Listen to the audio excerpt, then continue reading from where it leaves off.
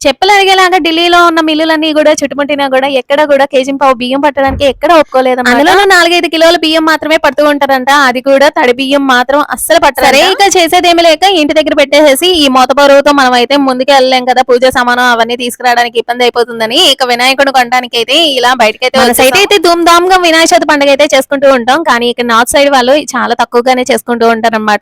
ఏదో బొమ్మలైతే మన సైడ్ అయితే అడుగు తీసి అడుగు పెట్టడానికి చాలా కష్టమైపోతుంది. సెంటర్‌లో అంత రష్‌గా ఉంటుందన్నమాట ఈ వినాయక చవితి పండుగకి. ఎందుకంటే పత్రి, పాలవెల్లి ఇవన్నీ అమ్ముతూ ఉంటారు కదా! కానీ ఇక్కడ నార్త్ సైడ్ అయితే అలాంటివి ఏమి ఉండవన్నమాట. జస్ట్ బొమ్మలు మాత్రమే పెడతారు. బొమ్మలు చూస్తే మహా రేట్‌గా ఉన్నాయి. చూస్తేనేమో ఒక్కొక్కటి 200, 300, 400 అలా చెప్తున్నారు రేట్లు మాత్రం. నాకైతే బాగా నచ్చింది ఈ వైట్ బొమ్మ అయితే చాలా బాగుందన్నమాట. పూలు, తమలపాకులు ఈ వర్షాల కారణంగా అసలు తీసుకురావట్లేదంట. ఇక దొరకడం కూడా చాలా కష్టంగానే ఉంది. ఈలోగా వర్షం అయితే స్టార్ట్ అయిపోయింది. దొరికిన వరకు పూజా సామాను అలాగే మట్టి వినాయకుడిని తీసుకొని ఇంటికి వెళ్ళేసరికి 10:30 అయిపోయింది. వెళ్ళి వెళ్ళంగానే చకచకా పన్నీర్ కర్రీ అయితే వండేసాను. నచ్చితే లైక్ చేసి కుదిరితే కాస్త సబ్స్క్రైబ్ చేసుకొని వెళ్ళొచ్చు కదా. ఉంటాను. By by. థాంక్యూ.